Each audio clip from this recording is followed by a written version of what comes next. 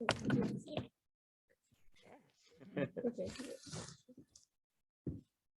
Hi, everyone. My name is Natasha. I'm really excited to be here and so exciting to see everyone here.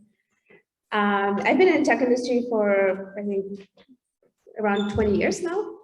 I grew up in Russia and I immigrated from Russia with my parents. And first time I got interested in, I would say computers. I wouldn't say it was programming at that point. It was more just computers. Was related to music. Do you guys like to listen to music? Yeah.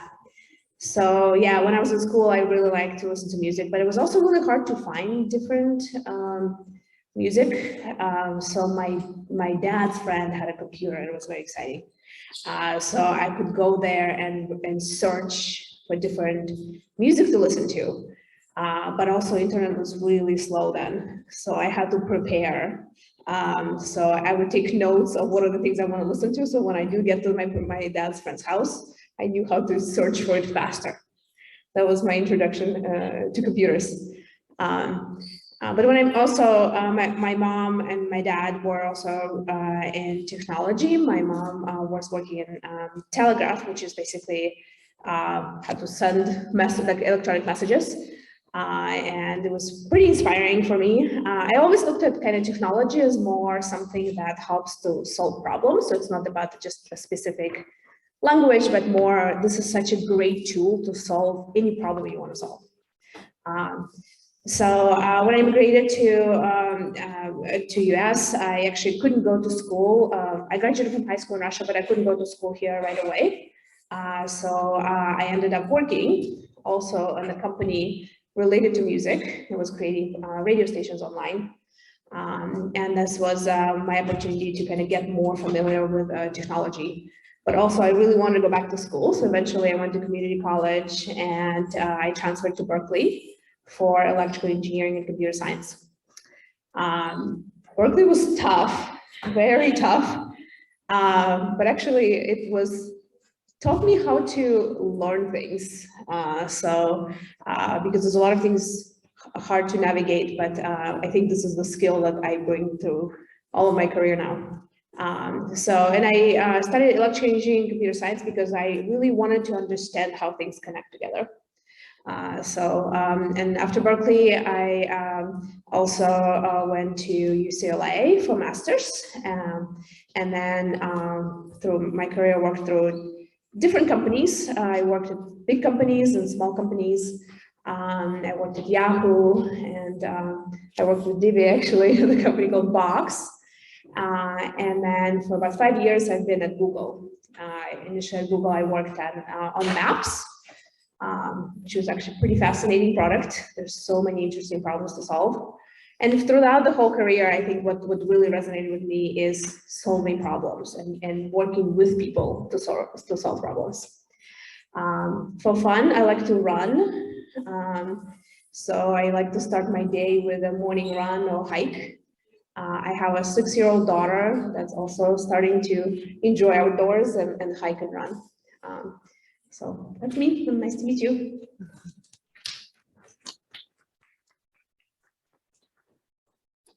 Hi, everyone. Hi, Natasha. My name is Fabiano. I have a kind of a different background. So I grew up in a farm, coffee farm. Since early days, I used to love math, but had no contact with computers until I was 18 when I went to college.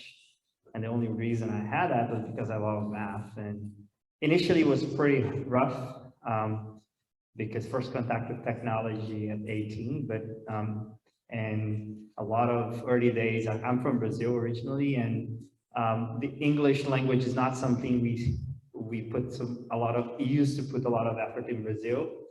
And then at college, there were no good translations of the books, and I had to learn English and study and learn computer science. A lot of the concepts that you saw today in a very different world 20 years ago.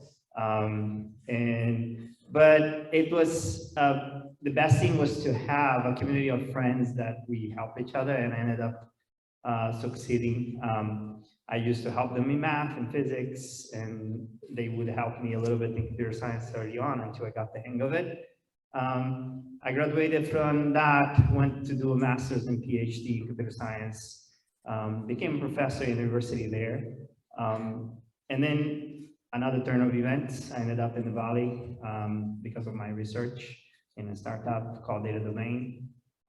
Eventually, we founded Rubrik in 2014, which is a company focused on securing the world data today.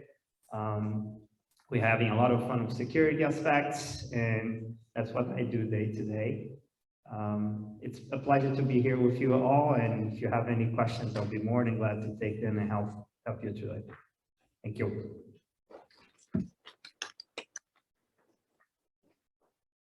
Hi everyone, my name is Darcy Kelly Green. I grew up in a small town called Paradise. It's about 3 hours north of here. And the way I got in was very similar to you. I loved math growing up. I was always doing math. The teachers would have to send me out into the hallway because I would be so far ahead. They would just find some, like, older kids' math book, give it to me, and send me on my way to learn by myself. Well, in 9th grade, we had to take a career survey to help you kind of start thinking about what you wanted to be when you grew up. So I took this survey, and it basically said, if you like math, you should consider becoming an engineer. And I was like, great. Who here knows what an engineer is? You guys are a lot further ahead than I was. I didn't know what an engineer was. I thought it was the person on the train, right? Because they always said there was this train engineer. That's what I thought an engineer was. So what an engineer basically does, right, is they solve problems. That is what engineers do. And I don't know why, but I listened to this survey and I thought, well, I love to do math. If engineers get to do math every day, I will be totally happy, which has actually been very true. So I went to MIT and I got my bachelor's and master's in mechanical engineering. And since then, most of my jobs have all been in what's called precision engineering. So I design things that look at things that are very small, like things that you can't even see with your eye, like a micron level, smaller than your piece of hair. So I worked at companies, I worked at Lawrence Livermore Lab, where I designed a machine to measure these little tiny targets they use with the nuclear ignition facility. I worked at a motion company where I designed these huge stages that were used to measure and fix flat panel televisions. I worked at a company called Form Factor, which is in Livermore, where I designed probe cards to measure chips, which are used on in your computer, for example. And now I work at a biotech company where we make machines that basically look at tiny little cells and study what the cells do. And we can use our technology to discover new things in biology that researchers just don't know yet. Or, for example, we used our system, a customer used our system to find an antibody that can attack the COVID virus. And that's now been made into a medicine for people to take. So really, really cool technology that I get to design and work on. That's awesome.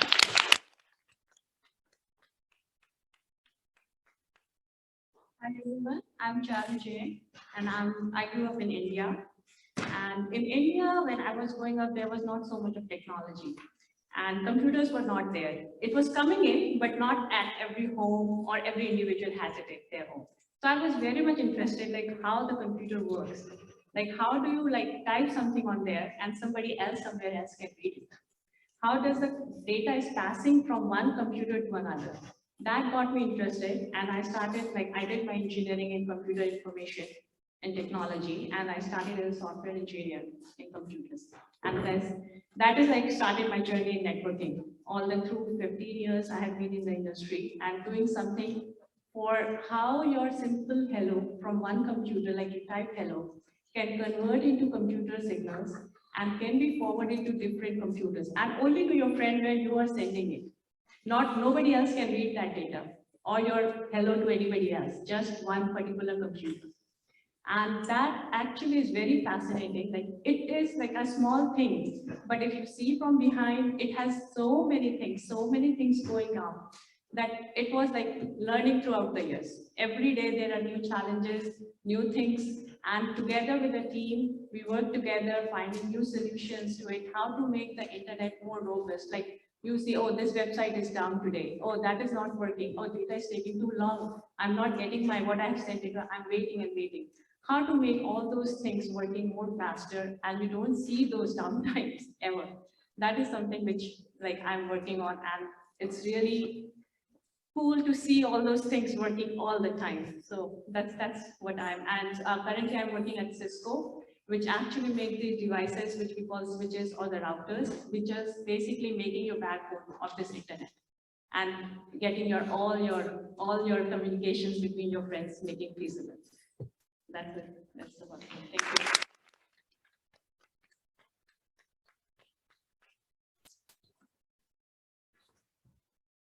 Hi everyone, remember me? So I'm Divya. My journey has been similar in the sense that when I was growing up, I was very fascinated with puzzles, and in that way, even math was fascinating. It was always like solving one puzzle after the other, and we kept on doing that. Although when I was growing up, I didn't really want it to be an engineer because I was thinking about more creative problems, or I would want to do like art or something where it's more where I can solve world problems. But then because of my background or just because I like math, I got into an engineering school and I was like, all right, let's see what happens. And I studied that, and once after my bachelor's, I moved here to do my master's, and that's the time. So I did my bachelor's in electrical engineering, and it's not that I knew what I was going to do, or this is the field I want to be in. But when I moved here and I did computers, that really opened the eyes for me, and it gave me this field where I can solve problems in a very different way, not just related to tech. Really, tech was a means to solve real world problems. And I think that's what fascinates me right now, that it's not about, like, I'm not building a computer, right? Like, I'm trying to build something that will solve the problems. Like we discussed yesterday, that whether you're listening to music, whether you are doing navigation, whether you are opening your phone with your face, everything has technology, but those are all real world problems. So my journey, like, yes, after that, I joined big companies, I joined small companies. I also started my own company. And sometimes, when you see that there is a problem that you want to solve and nobody else is doing and you're too passionate about solving it, take that risk, even though, like people may not believe in that or people might not see that as a feasible thing. I would say take risks, okay? Like go after what you believe in, what you think your passion is, and what you're trying to solve, because maybe others cannot see it. So do that, and I did that, and eventually people were able to see some value out of it. So we were able to get acquired, make it into a bigger product, and right now, I'm very recently actually changed and joined Google, where I'm leading the ML platform. Before that, I was at Adobe, which is, again, a very creative company. So what I want one thing to, tell you all, and first of all, it's so good to see all of you here taking the first step, thinking about technology. But the other thing that I want to say is that it is just a means to solve any problem that you want to. So don't think that, like, you have to learn this in a way that you're only solving computer science problem. It's just your tool. It's a tool for you to solve bigger problems. And I'm really excited to see what presentations and what problems you have solved for today's hackathon. And yeah, so So let's see.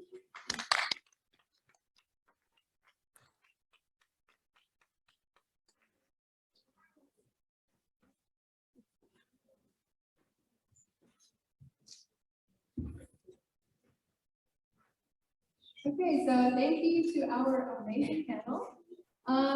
Now I would like to ask, does anyone have any questions? We have a question session now. Would anyone like to ask a question to any of our judges? Go ahead.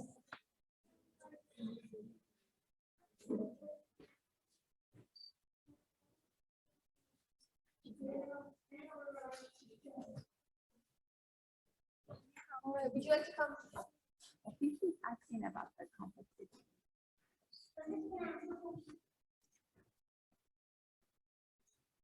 So it's like you like give a score and like each of you give 6 points each, or you each give 10 points.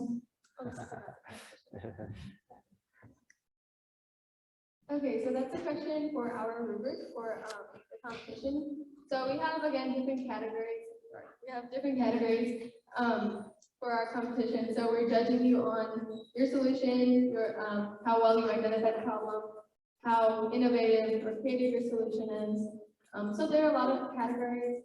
We did provide a rubric for you guys. So I would say you guys should just take a look at that after our panel. But for now, does anyone have a question related to, okay, thank you. Yeah.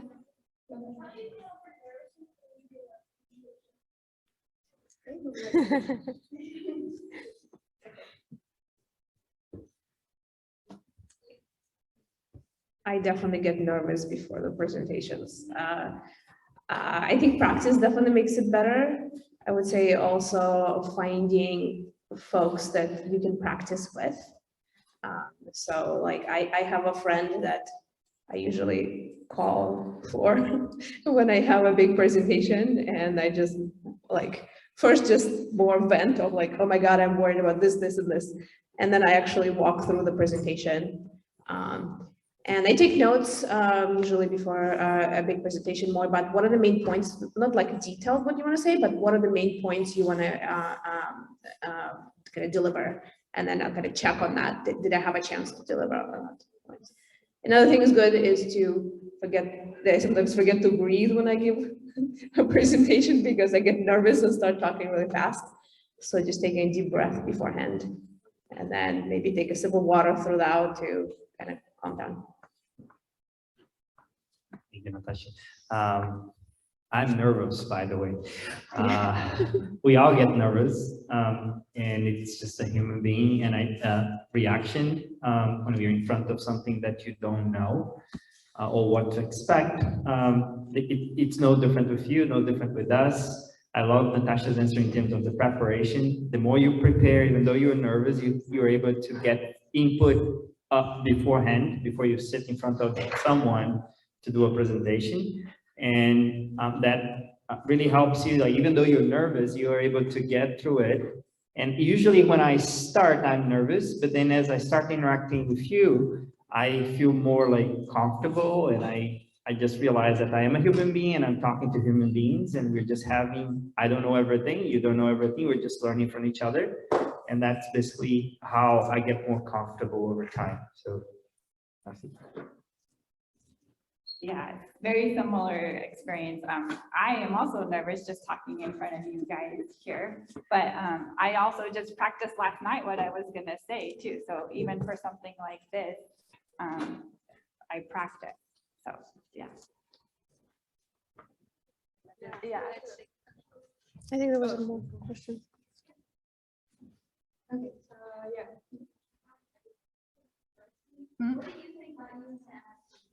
What do I think about MIT? What got you to MIT? Oh.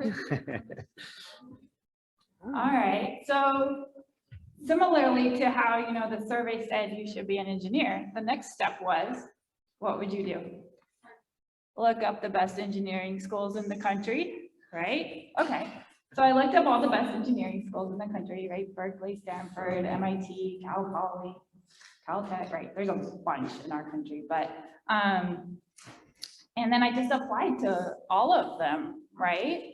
And I did not get into all of them, by the way. But I was lucky enough to get into MIT, which is an amazing engineering school. But when you guys do your college searches, there are a lot of different schools out there, and each school is very different. And even if it's like on paper, one of the best schools, it actually might not be the right fit for you. So for example, when I went to look at UC Berkeley, I was completely overwhelmed by the size of the school and how many people were there. And MIT is a much, much smaller school. And when I went there, I just kind of felt a lot more comfortable. So when you go look at schools, it's very important to keep in mind who you are and what's best for you, and not just chase like what's rated like one of the highest schools. Yeah. So one of the things that I will just add to Jasmine, what you were saying, is also the first thing is like, if you feel like you applied and you really want to go and it fits, but even if you didn't go in at that time, it's not that that's the only education. You can go in for masters, you can go in for like a special research, you can go in for many other things, right? Like you can do a semester there. So it's never a 0-1 kind of a decision. And so don't feel like this is it, right? Like that's one of the big things that I feel people do. And I would really encourage you to think, okay, maybe it didn't happen this particular way that you wanted, but maybe there are different ways to go about it. Like, should I do my master's there again, right? Like, so think in different ways on how to make that experience happen that you're looking for. Can I add in also? Yeah.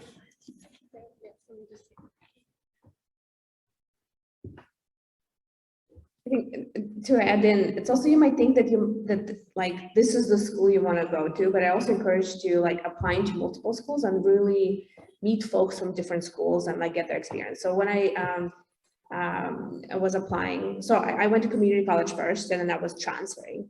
And then when I was applying, I actually was pretty set that like, I do not want to go to UC schools. I want to go to Cal Poly, because I heard that Cal Poly has a lot of like projects based education. So you take like a semester off and you do projects with companies. Well, I did not go to Cal Poly. I ended up going to UC Berkeley. So when I applied, I actually had a chance to talk with people in different schools, and I got into Berkeley. I did not get into Cal Poly. Their transfer rate was much smaller, but I also got into other UC schools. And then I ended up like meeting people, also like through Russian community, or through like friends who went to different schools, and I got a chance to kind of understand what are the things I'm interested in doing, like which school would be good for me. I was also slightly intimidated by the large size of the Berkeley school, but it actually worked out really well. There was a good amount of transfer students, so I wasn't the only one who was transferring, so I had a chance to like actually build good friendships with the people that also transferred out at the same time, and now we still keep in touch. So definitely apply to different schools, and then also talk to people at different schools to learn more. I just want to add one more thing to what Vidya was saying. I told you that I came from a farm, right? And then I applied to different schools, including the top computer science schools in Brazil. I was accepted not for the very top one, but for one of the good ones there. But it was so good, like in your case, and I see it was a small school. It was a place where it was a place where you had a lot of agriculture related courses, and I had a lot of friends that I could have a familiar background with. And that was really good for my, like, as a human being to be in that place at that time. Eventually, when I went to master's and PhD, I ended up going to the top school in Brazil on that, which was a very different experience. It was much more like, it was a much bigger city, and personally it was very different, but I was ready for it. It was not the very first transition that I did at that time. I think there's a hand over there. I think there's a hand. There's one hand over there. Go ahead.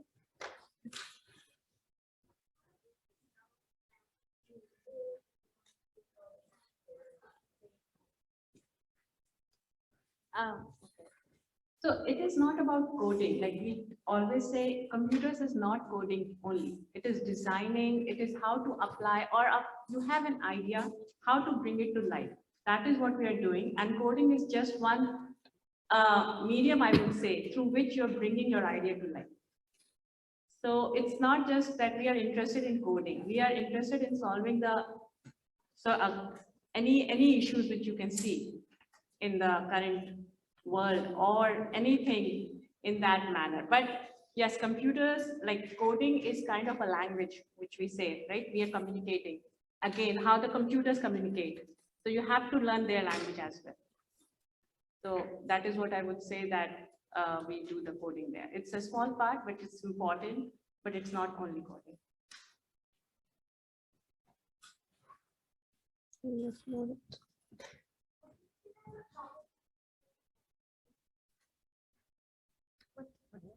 Okay, let's see. Is there a problem that computers can't solve? Not of them. Yeah. Anyone can go. Yes. I think a lot of people problems computer can solve. So like usually, I think like, let's say if you're not getting along with someone, doesn't matter how much technology you have, like unless you talk to this person, you're not gonna be able to solve it. So I think in a lot of cases, the projects that we are working on, it has both parts. It has a technology part of like, how can we leverage like coding, the technology to solve this problem?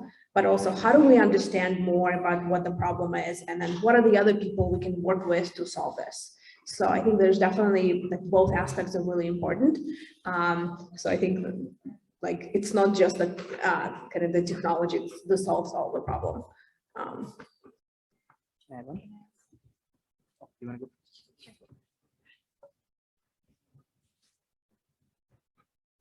So I think, so yesterday when we were doing the exercises, you saw, right? Even a little bit of the semicolon, if you make a mistake or if there was an extra space, it just doesn't work, right? So computers, they need very specific instructions, right? So if you tell them that do X plus Y, it has to be X plus Y. Whereas, in fact, if I write something which is not in the exact form, you would all be able to do it, right? So computers do a very good job of anything that can be described in specific steps, right? But anything which is more difficult to explain in steps, that's very hard for computers to learn. And that's where we talk about this whole artificial intelligence, that it's easy for you to figure out if it's an apple or not an apple and all of those things. So one thing is when it is very difficult, complex instructions, it becomes harder to program. And then think about like social skills. That's something that's very, very far off for computers to really understand the emotions, like if somebody's crying, what should be the next steps. So there are a lot of other people things, which I think is a far off problem that computers still have some way to go.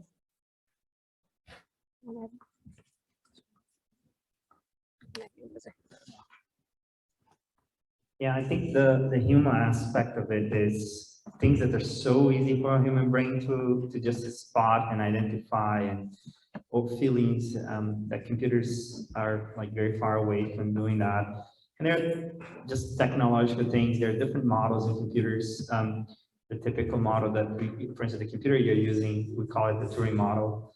And there's quantum computing. I'm not sure if you have heard of that as well. And depending on the constraints that you have there are certain types of problems you can solve and certain types of problems that you cannot solve in that type of computing model. Whereas in the quantum computing, you would be able to solve some of those problems. And I mean, if we ever get that to a state like we have today, the current model that you're all used to. And I mean, some of this, as you get more familiar with technology, you'll see that there are some problems that are harder. They're slower for you to find solutions for, and there are some that become really expensive to actually solve those problems. But the fun part is that enjoying that process of understanding the problems, trying to solve them, using the technology of coding to solve the problem, not the mean, not the goal. The goal is not just to code, your goal is to figure out the problem that you want to solve, and that's the fun part of it. There's a hand that's been for a while. Go ahead. So what are you passionate about? As in, which problem, if there was no communication, would you pursue? Want to go for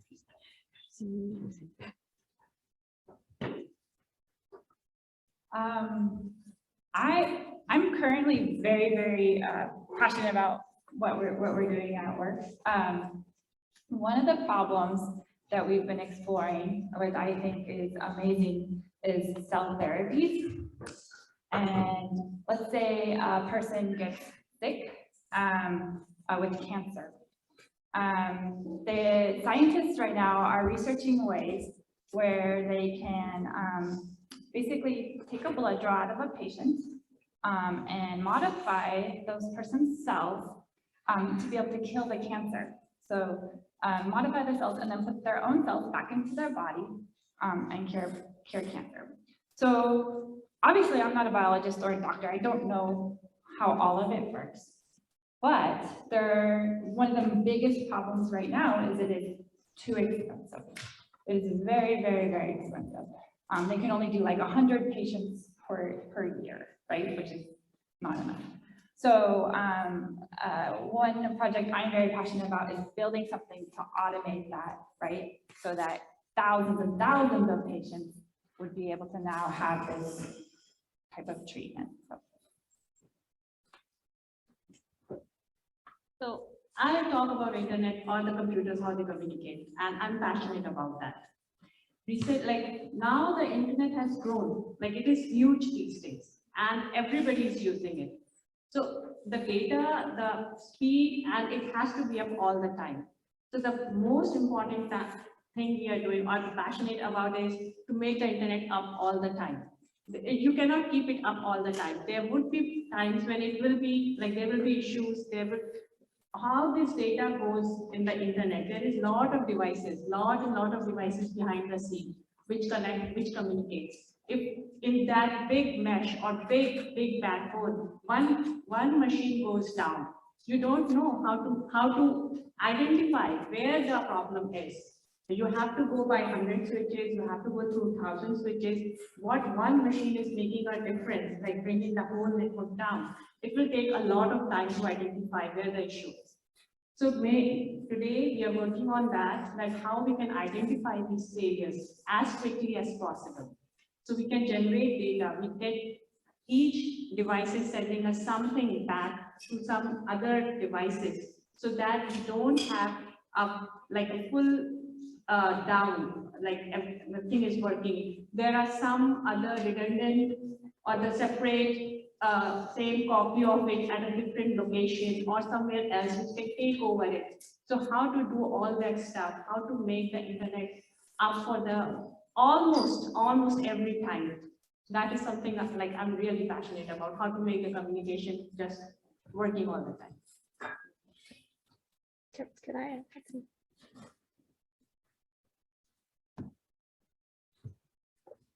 So I have two things that kind of come to mind in terms of like more related to my job. So I lead now Gmail engineering team for Android.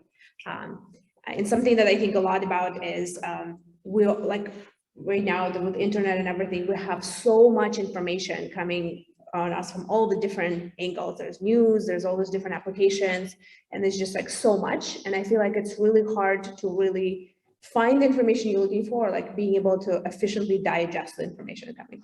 And I'm assuming also for you guys, like in school, you get a lot of information and you're getting information from like families, and there's just so much available online, but it's really still hard to navigate and like really find the information you're looking for. So something that I keep thinking about is like, how do we, like we definitely like live in a world where there's so much information available, but it's still hard to navigate to like, what are you really interested in? Or like that, how do we digest this information much more efficient or like find the information that we need? So that's more kind of related to internet and information. Another thing that I've been thinking about, and I want to spend a bit more time on maybe soon, is like more thinking about education system. So as I mentioned, I have a 6-year-old daughter, and I definitely see that there's a lot of inefficiencies in the education system, and it really varies of who gets the right information and like what opportunities available. And I think there's definitely more we can do, and I think we can apply technology more to education system, how things are run, as well as making sure we provide more educational materials to everyone in the world. So. Yeah, I'm very passionate about like the educational aspects that you mentioned as well. But I want to talk about a different point. I always love to work with a lot of data and securing data and protecting data. And just like some of the things that you see day to day, like when you go to the hospital, there are data being processed, machines being taking care of patients, and if those systems go down, you're not going to be able to treat in the hospital.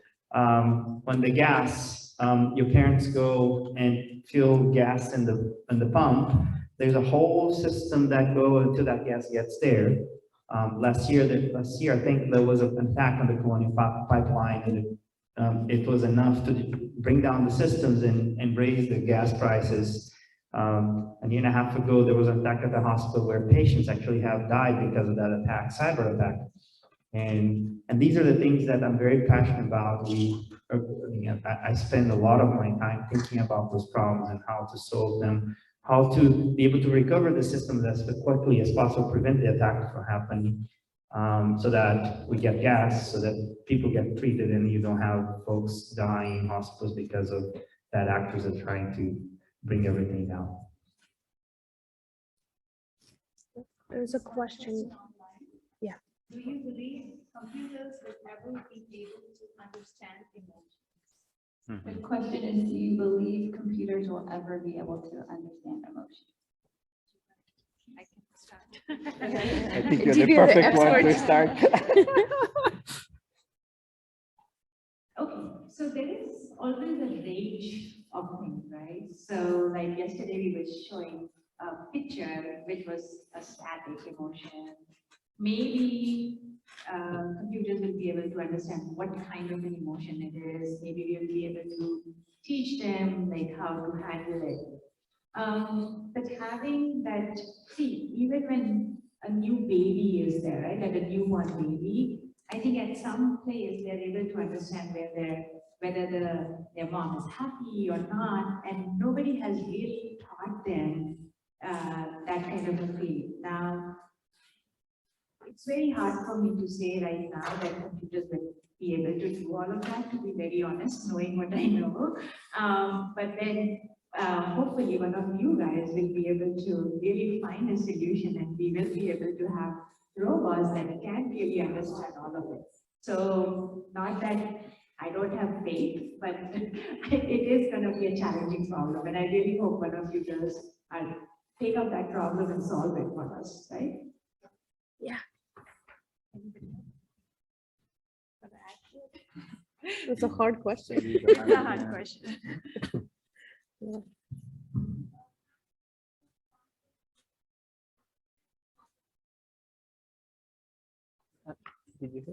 How did you deal with conflict in your team? What kind of compromises would you make? Go ahead. Yeah, the question was, how do you deal with conflict in your teams and what kind of compromise you need to make? Thank you for the question. You know, that is, we are humans. As humans, we have different personalities. And conflict is something we deal with. And how do we go about it is, I think one of the things that I have learned over time is that, I mean, there are many techniques. One of the techniques is if there is something happening or starting to happen between team members, and you start hearing that, like someone comes to you and talk, oh, this person is not doing this or that, but that person is not doing this or that. The very first thing I try to do is to get out of the way and have them talk to each other. Usually when we talk, when we are able to sit in a room and just talk to each other openly, oftentimes we just avoid hard problems and hard conversations. If you actually face those hard conversations directly, there are a few amazing things I have seen happen. One is, oftentimes there's just a perspective that's different. Someone is seeing the situation one way, and the other one is seeing a very different way, and that mismatching perspective is leading to conflict. And when they talk to each other, they're able to, oh, I didn't think about that could be upsetting you, or something could be happening there. So having that conversation helps to clarify that mismatch. Other thing that happens is when you do have those conversations, there is no third person in the middle, and it helps to build trust between those two parties. Because if somebody comes in the middle, the very first that happens is the other person that, for instance, someone comes to me and says, Fabiano, go talk to this person because I'm feeling this way. If I go talk to that person, the very first that human being will think about is, why didn't that person came and talk to me directly? I didn't know the person was feeling that way. That's the very first step to kind of like lose an opportunity to build trust. Whereas if they go directly and talk to each other, that helps to build the trust between them. And over time, hopefully they're able to also sort out the details of the mismatching communication and perspective, and that builds up a better team over time. There are many other techniques to deal with this. This is just one example that I have seen to work very well in teams. There are more technical aspects to this, but I'll give that, and if somebody else wants to add. I think sometimes at work we solve pretty hard problems, and like technical solutions don't always have like, this is the right way to implement this, or this is the right way to solve it. Which then sometimes happens is, if it's not a very clear answer, then there is a different trade-offs you have to make, right? And sometimes what conflict could happen is where you have someone presents an idea and says, this is how we solve this. And then the other person says, no, no, no, no, this is how we should solve this, right? And then there's a conflict between, like, which design do you go with? Because there is trade-offs on both sides. There's not a clear answer. So in this case, there's a conflict between people, but it's actually more about what are we trying to solve, and then which compromise should we go with? So I think in situations like this, it's good to acknowledge also everyone's really passionate. Like, we're solving hard problems. People are passionate. They really want to do, like, solve this problem well.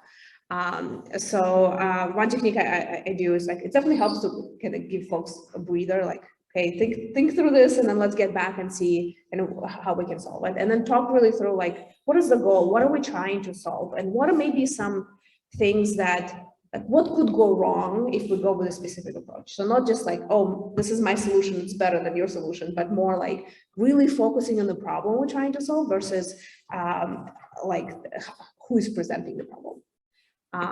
So one technique I did once is I asked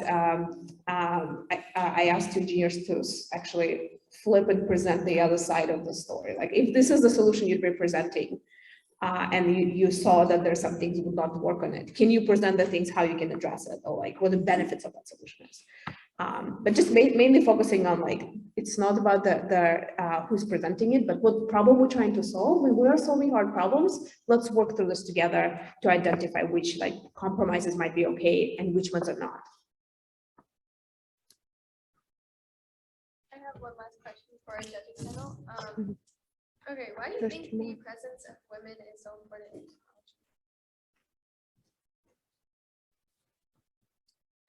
I'll go. So the question was, why do you think the presence of women in technology is so important?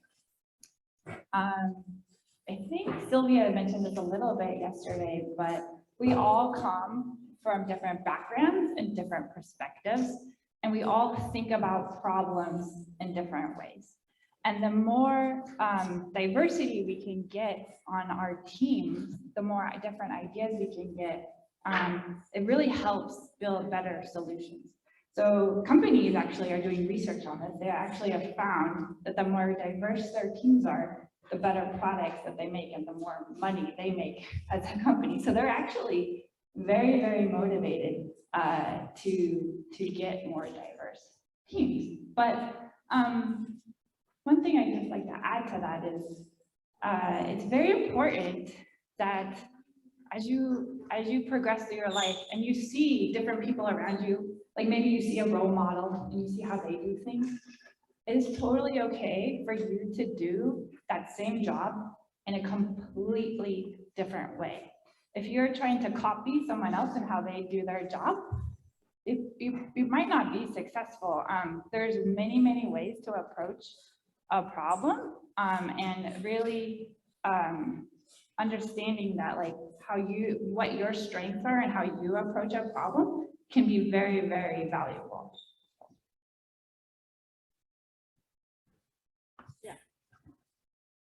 I think diversity is the main thing. Like the women have the different ideas, and like the men are doing the things for a very long time. Maybe they are doing the same thing again and again and not bringing back new ideas, which we can bring as women, which we have done differently. We do things differently, and everybody has a different way of thinking. So if there are more people with different diversity, like not even, I wouldn't say it's only women, it's with different race, different from where you're coming from, different cultures, all different ideas. They bring different ideas. And it has been like in history, we have seen that women were not given that same rights as men. And to empower them today, I feel that is important to bring them in technology as well.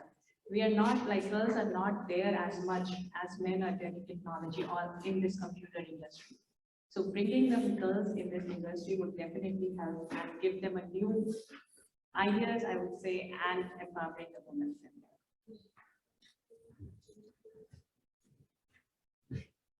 So it's not just computers, I think in any industry, and I'll give you a few examples and some real examples, right? So till now, when they were testing, this is like in car industry, right? They were testing the seat belts for like how good they are, like if an accident happens, what kind of problems will happen. And they were only using the dummy which represented a general men, right? But now those safety lines would not work for a female, which is much, you know, maybe not as strong or physically not at the same height.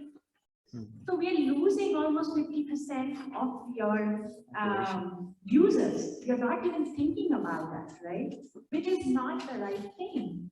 So if there was a woman on the team, I'm sure she would have said, like, this dummy doesn't represent me. Come on, like, this is not right, right?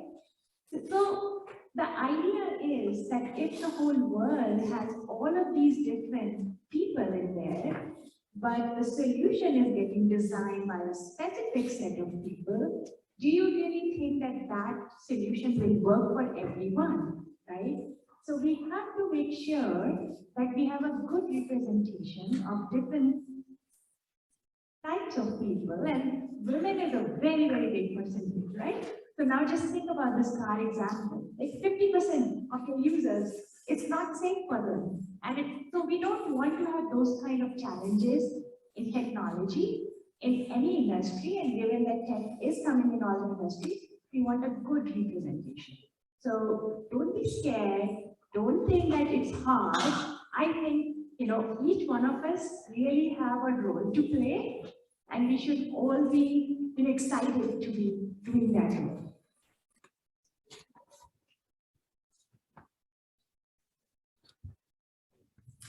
Definitely hard to follow because there's always so much was said. But I wanted to add also that it's not just how we solve a problem, but also what type of problems we're solving. And I think there's a lot of opportunity in tech, because now tech also gets expanded to all the different industries, right? We're using technology for everything. And you want to make sure that what type of problems are being solved, and like if you're facing a problem, you can use technology for those problems. If you're not in the technology world, you might not have an opportunity to identify the problems you want to solve, and you want to make sure technology works for you. So not just looking into how we solve it and bringing ideas from a different perspective, but what type of problems you're facing in your life, or what type of problems you think you will be facing in 10 years, or your kids will be facing, right? So thinking about the problems, the woman might be facing later on, or anyone in the world will be facing, and looking into how to solve them after. I think I would also say another thing is the technology. Yeah, there's a lot of opportunity in terms of like where technology is applied, but I also think that there's a different type of, I think there's something about the engineer was like, this is definition of engineer, but there's so many different type of roles in computer science and so many different problems. So I think when I was starting school, I thought that's like, okay, well, I'm going to be programmer. I will work with this company, right? But there's just so many different roles.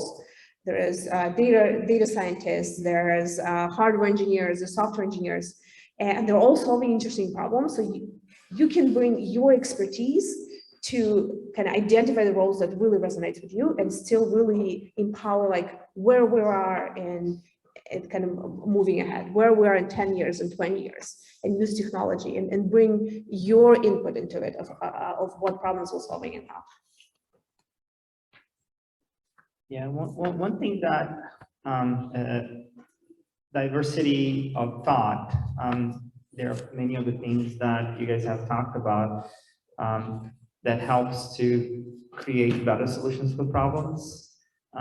But there is another aspect of it, which is diversity and inclusion, which basically means just having a diverse team does not guarantee the success. You have to have a culture of inclusion that everybody feels that they can bring the best self to that team in order to surface those best ideas and for them to discuss them openly, to have different ideas, checks and balances in place so that when you actually, nothing is black and white. It's very, in the real world, it's really hard to face a problem where you're like, this solution is the best, this is the worst. So this set of solutions is the best, this set of solutions is the worst. It's extremely difficult to, at least in my career, I don't remember many problems like that. Typically, it's a problem that has a lot of nuances and perspectives. And if you don't have a representative of one dimension of that problem in the team that's solving that problem, you're going to get a biased solution that may exclude a big portion of your population. Like what you talk about the seatbelt, 50% of the population being excluded right there. And you are, in an age that you can, you should not put any bias or anything related to technology. Just explore it. It's a perfect age to explore, to understand, and to figure out what are the things you like the most. And there is a role for you, no matter how you are in the industry, when you are ready for it. And that will bring your perspective, because that will be extremely important for the solutions to be better applied.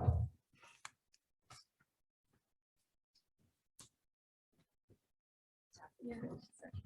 Okay, I think we should wrap up the Q&A and begin our presentations. I just want to give a big round of applause for all of you.